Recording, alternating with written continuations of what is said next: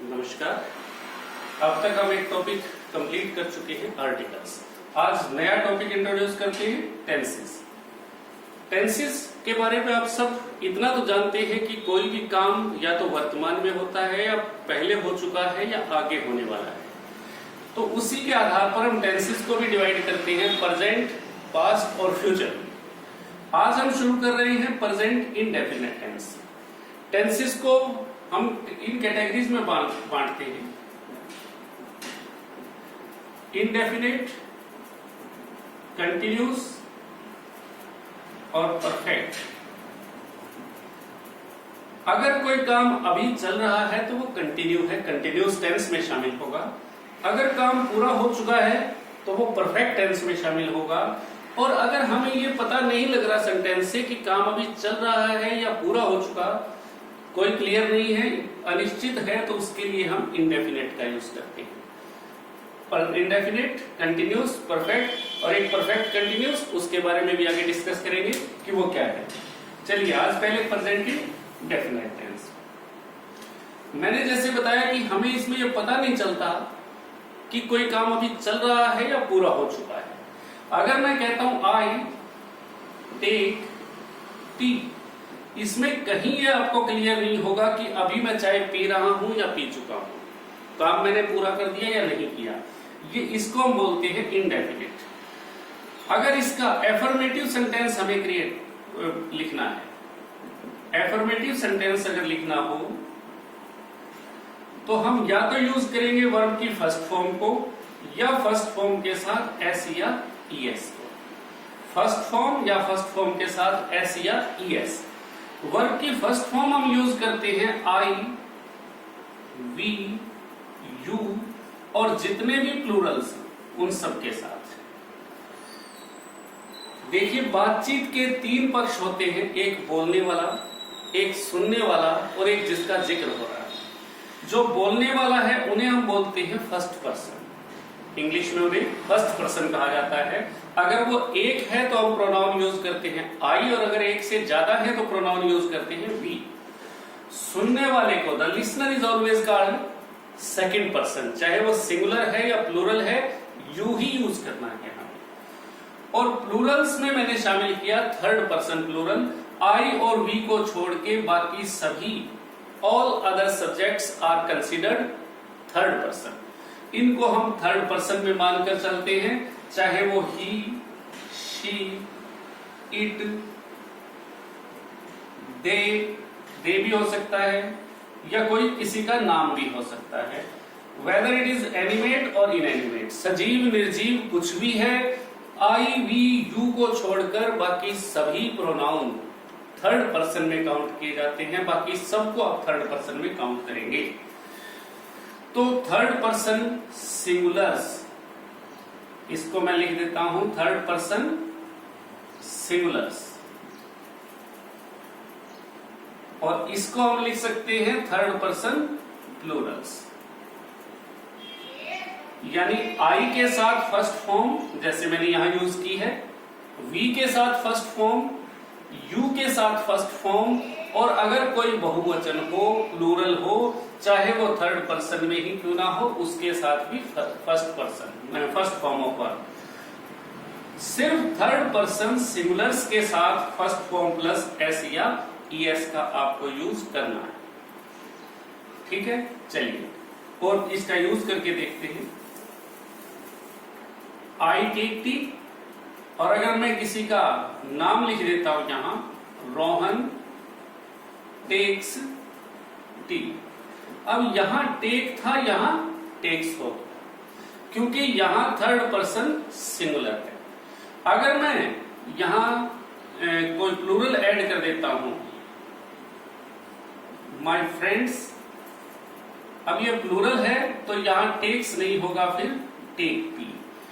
Sentence की construction सीधी सी होती है, subject plus verb plus object. इसमें हम कहीं भी हेल्पिंग वर्ब का यूज एफर्मेटिव सेंटेंस में नहीं करते। Do, does, did, is, am, are, was, were, has, have, had कुछ भी यूज नहीं करना है।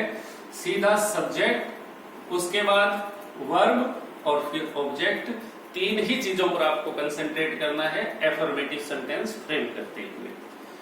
आई, वी, यू और प्लूरल्स के साथ सिर्फ first form, third person singulars जो बचे, ही, शी, इट या कोई नाम हो किसी का, चाहे वो सजीव है चाहे निर्जीव है, चाहे एनिमेट है चाहे इनएनिमेट है, लिविंग है नॉन लिविंग है, सबके साथ आपको फर्स्ट फॉर्म प्लस एस का यूज करना है सिंगुलर्स के साथ। चलिए, अब इसका अगर नेगेटिव सेंटेंस हमें फ्रेम करना हो,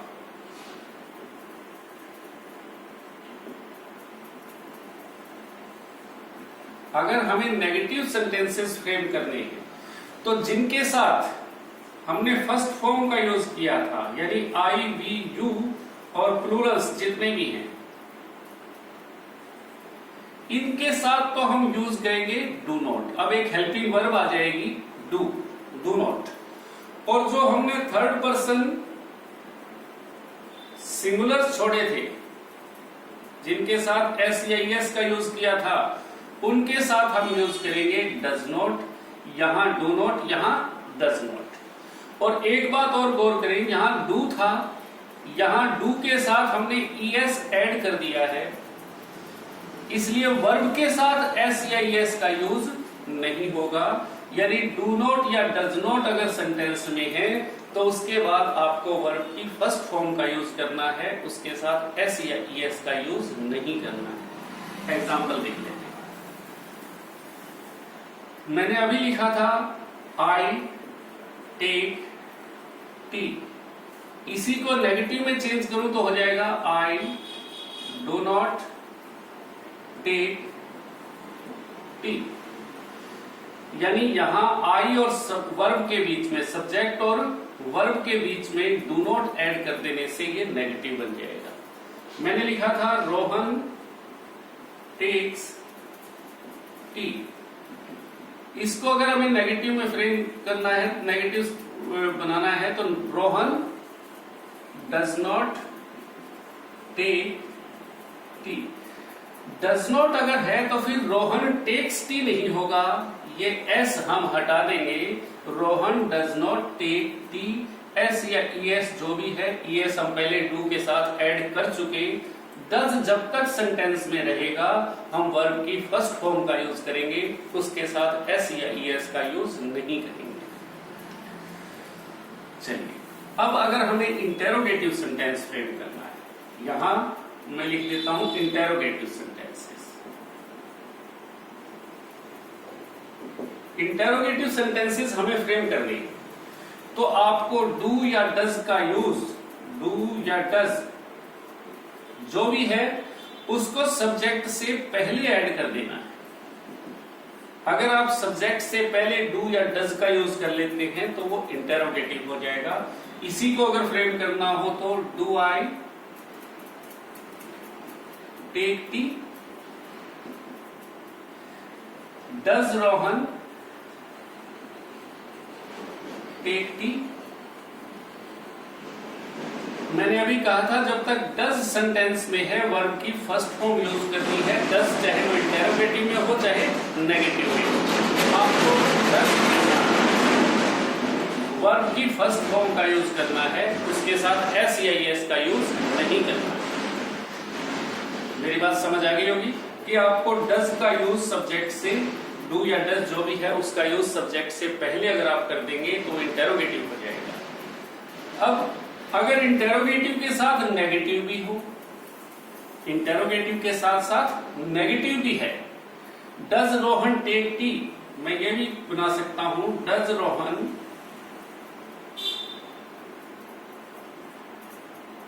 not take tea. Interrogative cum negative sentence frame करने के लिए डू या डज तो सब्जेक्ट से पहले होगा, पर नोट को आप सब्जेक्ट के बाद यूज करेंगे। स्पोकन इंग्लिश में आजकल ये इस तरह से यूज कर रहे हैं, don't you take tea, don't you take tea, शुरू में ही डू नॉट का यूज कर लिया जाता है, कंट्रैक्टेड फॉर्म जो उसकी है डोंट उसका यूज कर लिया जाता है। पर जो लिखने में हम नॉर्मल जो राइटिंग है हमारी उसमें डू या डज को सब्जेक्ट से पहले रखते हैं और नॉट को सब्जेक्ट के बाद यूज किया जाता है।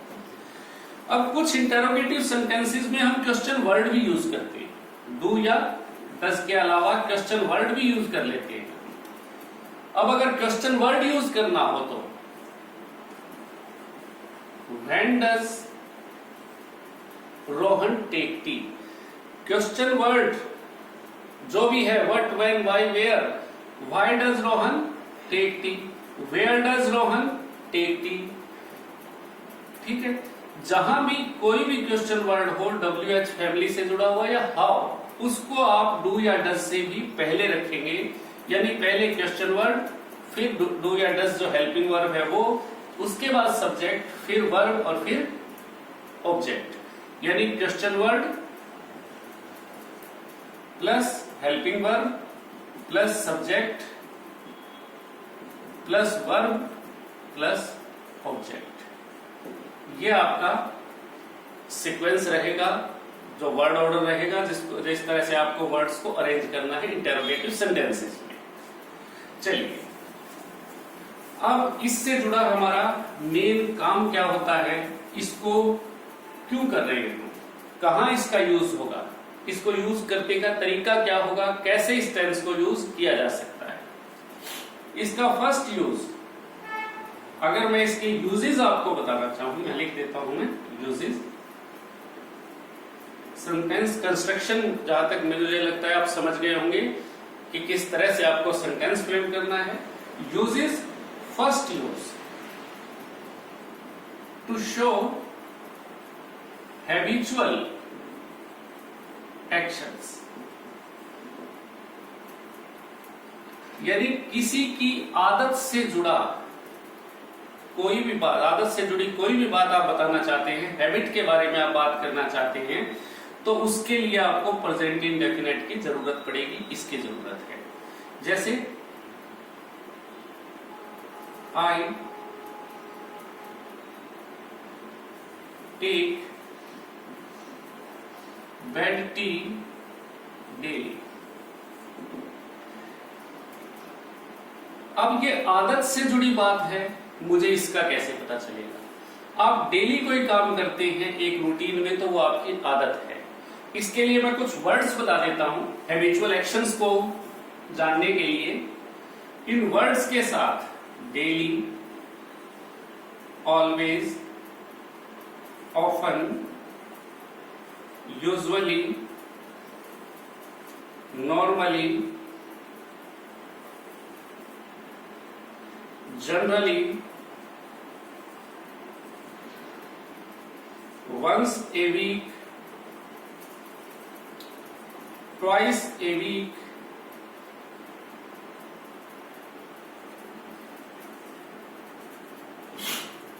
every day।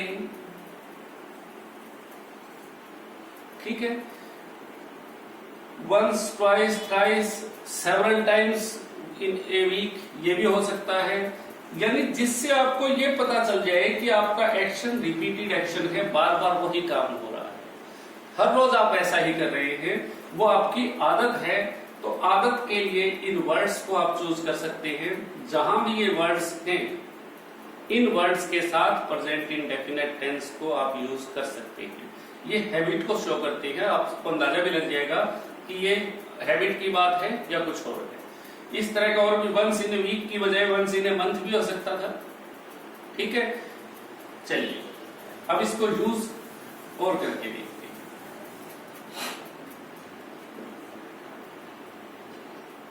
हैं। My friend often comes late. अब ऑफन जब हम बात कर रहे हैं, प्राय लेट आता है, तो यदि उसकी हैबिट बन चुकी है, mister Verma usually wears a black coat. वो यूजुअली एक ब्लैक कोट पहनते हैं, आमतौर पर, ज्यादातर। जो काम बार बार रिपीट होता है उसी को तो हैबिट बोलते हैं। हम कहेंगे मैं हर रोज ऐसा करता हूं, हर रोज। ये देखिए, माई grandmother feeds the sparrows daily। अब वो डेली इस काम को कर रही है, इसका मतलब ये उनकी आदत बन चुका है, इसलिए प्रेजेंट इंडेफिनिट टेंस। जहां भी ये वर्ड्स है वहां प्रेजेंट इंडेफिनिट टेंस, ऑफन है तो भी प्रेजेंट इंडेफिनिट टेंस। अगर ये नेगेटिव है तो डू नॉट या डज नॉट का यूज हो जाएगा। मैं कहूं माई grandfather goes out for a walk daily, तो वो डेली कोई काम कर रहे हैं तो वो आदत है उसकी। You always come late, always कोई काम कर रहे हैं तो प्रेजेंट इंडेफिनिट का यूज करेंगे हम। जहां भी आपको कोई हैबिट किसी की दिखाई दे, आदत की बात जब भी करें प्रेजेंट इंडेफिनिट से करें, सीधी सी बात। मेरे ख्याल में आपको क्लियर हो गया होगा कि हैबिट से जुड़ी हुई बात, और हैबिट से मेरा मतलब है रिपीटेड एक्शन। ये जरूरी नहीं कि वो आदत ही हो, एक काम थोड़े थोड़े टाइम के बाद बार बार होता है, फ्रिक्वेंटली होता है, तो उसके लिए आपको प्रेजेंट इंडेफिनिट का यूज करना है। Second use, to show the truth, सच बात बताने के प्रेजेंट इंडेफिनिट को यूज करनी है आपको। वो सच बात, चाहे यूनिवर्सल ट्रूथ बोलते हैं आप, चाहे साइंटिफिक ट्रूथ बोलते हैं आप, चाहे जनरल ट्रूथ बोलते हैं आप, सच बात जो भी है वो प्रेजेंट इंडेफिनिट से शो होगी, प्रेजेंट इंडेफिनिट से हम उसके बारे में बताएंगे। फॉर एग्जाम्पल, मैं यूनिवर्सल ट्रूथ की अगर बात करूं, 2 and 2 make 4, 2 and 2 make 4 present indefinite है। सच है कि 2 और 2 4 होते हैं, सभी जानते हैं इसके बारे में। अगर मैं बात करूं जनरल ट्रूथ की, the Taj stands on the bank of river Yamuna, ये भी सच्चाई है, ठीक है। अगर मैं ये लिखूं the Taj is in Agra, तो इज का फंक्शन क्या है इस सेंटेंस में? हेल्पिंग वर्ब है या वर्ब है? इसके बारे में एक बार सोचिएगा। नेक्स्ट वीडियो में इस पर हम चर्चा करेंगे। The Taj is in Agra, is को हम किस रूप में यहाँ यूज कर रहे हैं? कई कंपटीशन टेस्ट्स में किसी एक वर्ड को अंडरलाइन करके इटैलिक्स में लिख के पूछा जाता है कि इस वर्ड का इस सेंटेंस में क्या रोल है, noun, pronoun, verb, adverb, adjective क्या है, इसी तरह का क्वेश्चन है। अब इसको हम किसमें काउंट करें, एक बार सोचिएगा। चलिए एक और साइंटिफिक ट्रूथ का भी उदाहरण लिख देता हूं मैं। The light travels in a straight line, प्रकाश सीधी रेखा में चलता है। The earth revolves around the sun, कह सकते हैं हम the sun rises in the east, the sun sets in the west. सच्चाई के बहुत से एग्जाम्पल हो सकते हैं। जहां भी सच बात है उसको आपको प्रेजेंट इंडेफिनिट से शो करना है, प्रेजेंट इंडेफिनिट से दिखाना है। कोई भी सच बात हो उसके बारे में ऐसा ही है। उम्मीद करता हूं इसके एक दो कुछ यूज और भी बाकी हैं अभी, वो नेक्स्ट वीडियो में हम इनको क्लियर करेंगे और साथ प्रेजेंट कंटिन्यूस टेंस को भी लेके चलेंगे। उम्मीद करता हूं आज का वीडियो आपको अच्छा लगेगा। सब्सक्राइब जरूर करें और बेल का बटन दबाएं, लाइक भी करें, और जितने आपके फ्रेंड सर्कल में हैं, जितने भी आपके साथी हैं, उनसे भी शेयर करें ताकि ज्यादा से ज्यादा लोग मेरी इस मेहनत का फायदा ले सकें। थैंक यू, धन्यवाद।